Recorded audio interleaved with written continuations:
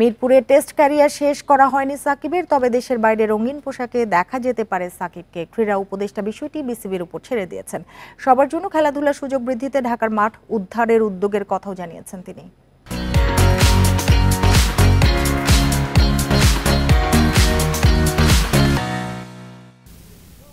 মিরপুরে ক্যারিয়ারের শেষ টেস্ট খেলবেন, সব ঠিক ছিল, তবে ছোট গল্পের মতো শেষ হয়েও হলো না শেষ।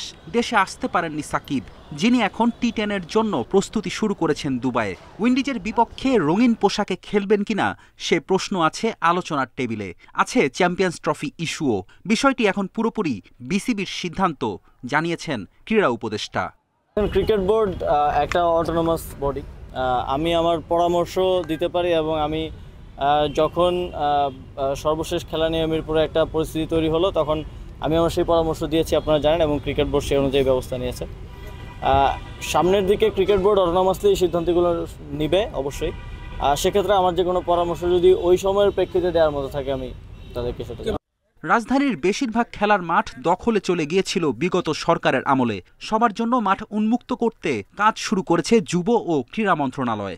সিটি কর্পোরেশনের মাধ্যমে এই মাঠগুলো আমরা পুনরুদ্ধার করব যেগুলো দখল হয়ে গেছে, এবং বাকি মাঠগুলোকেও যথাযথ সংস্কারের মাধ্যমে খেলাধুলার উপযোগী করে গড়ে তুলব।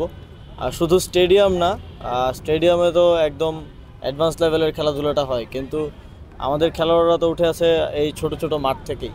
বড় ও জাতীয় পর্যায়ের মাঠগুলোর বেশিরভাগই নামকরণ ছিল বঙ্গবন্ধু সহ তার পরিবারের বিভিন্ন সদস্যের নামে। সেই সব নাম পরিবর্তনের কাজ শুরু হয়েছে। এরই মধ্যে 3 মাঠের নাম পরিবর্তন করে প্রজ্ঞাপন জারি করা হয়েছে। জাতীয় স্টেডিয়াম বঙ্গবন্ধুর নামে।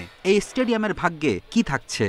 যে যে জায়গায় নামগুলো পরিবর্তন করা প্রয়োজন বলে মনে হচ্ছে, অথবা নতুন যেই কাঠামোগুলো আমরা করছি, বিভিন্ন উপজেলা স্টেডিয়াম হচ্ছে এবং এখানে আজকে একটা খেলার মাঠ হলো, এই কাঠামোগুলোতে যেন আমাদের শহীদদেরকে স্মরণে রাখার ব্যবস্থা করা যায়, সেটা আমরা করছি।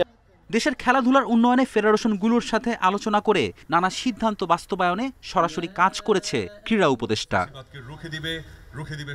ফেরদৌস ইসলাম, ইন্ডিপেন্ডেন্ট নিউজ।